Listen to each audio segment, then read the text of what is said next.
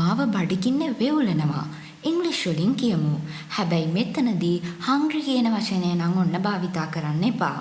සාමාන්‍යයෙන් බඩගිනි කියලා කියද්දී I am hungry, I am so much hungry මෙන්න මේ වගේ වාක්‍ය අපි භාවිතා කරනවා.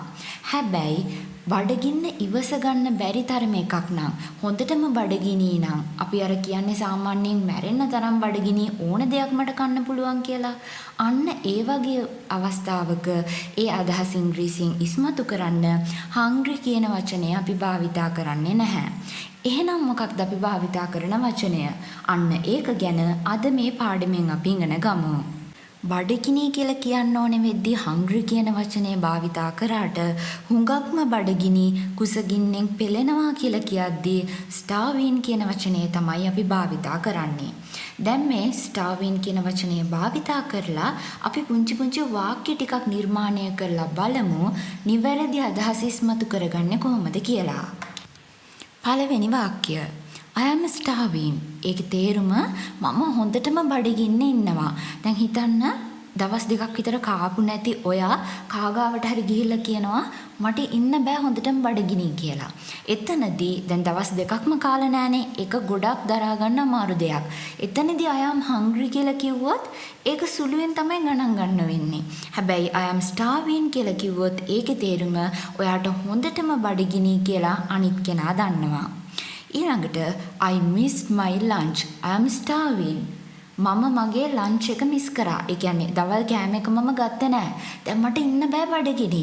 එතනදීත් starving කියලා අපිට භාවිතා කරන්න පුළුවන්. මොකද ඔයා ඉන්නේ හොඳටම බඩගින්නේ. Here is nothing to eat. මෙතන කන්න මොනවත් නැහැ. She is starving. ඇය හොඳටම කුසගින්නෙන් පෙළෙනවා. එහෙම නැත්නම් එයාට හොඳටම බඩගිනි. හිතන්න ඔයාලා කෑම නැති තැනක ඉඳලා කෑම හොයාගෙන යනවා. දැන් ඉංග්‍රීසි ෆිල්ම්ස් එහෙම බලනවා නම් ඔයාලා මේ වාක්‍ය ගොඩක් වෙලාවට ඔයාලට ඇහිලා ඇති. Here is nothing to eat. මෙතන කන්න කිසිම දෙයක් නැහැ. She is ඇය starving බඩගින්නේ හොඳටම බඩගින්නේ ඉන්නවා. දැන් ඔයාලට ප්‍රශ්නයක් ආවොත් ඇයි මම here is කියලා මෙතනදී භාවිතා කරේ කියලා here there කියන වචන දෙක භාවිතා කරන හැටි ගැන මම වෙනම වීඩියෝ එකක් කරලා තියෙනවා. මේ උඩ තියෙන link එක ක්ලික් කරලා ඔයාලට පුළුවන් ඒ වීඩියෝ එක බලන්න. ඊළඟ වාක්‍ය Tom is starving to death. ටොම්ට මැරෙන්න තරම් බඩගිනි. ඉවස ගන්න බැරි තරම් බඩගිනි. ටොම් is කියලා කියන්නේ ටොම් කියන අර්ථය. ඒ කියන්නේ කාගේ හරි නමක්. starving හොඳටම බඩගින්නේ ඉන්නවා. to death මැරෙන්නට තරම්. ගෙදර ඉඳන්ම spoken english දියුණු කරගන්න ඔයාලට දැන් පුළුවන් spoken english රහස් කියන DVD පටේ මිලදී ගත්තොත් රුපියල් 2300ක් වගේ මුදලකට.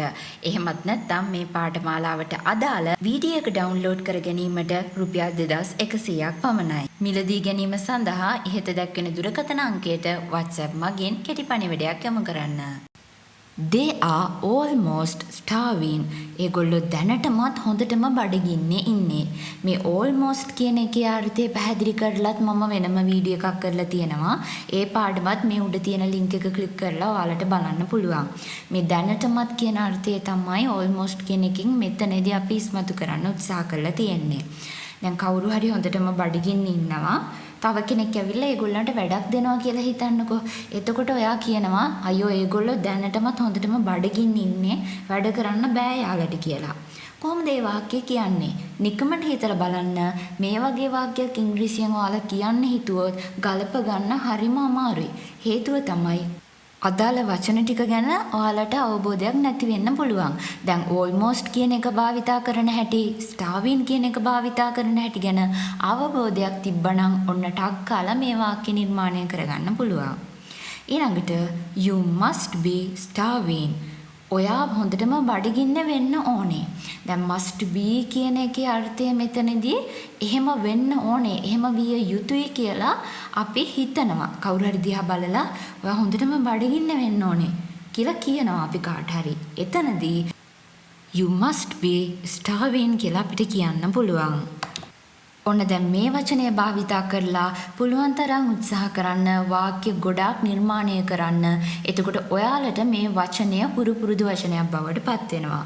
ඒ වගේම ඔයාලගේ පුංචි දරුවන්ට ඉංග්‍රීසි ඉගෙනන්න ගන්න කැමති නම් ඔයාලා ගෙදර ඉඳන්ම Viral Beam Kids කියන අපේ YouTube channel එක subscribe කරලා ඒකේ තියෙන වීඩියෝ ඔයාලට බලන්නත් පුළුවන්.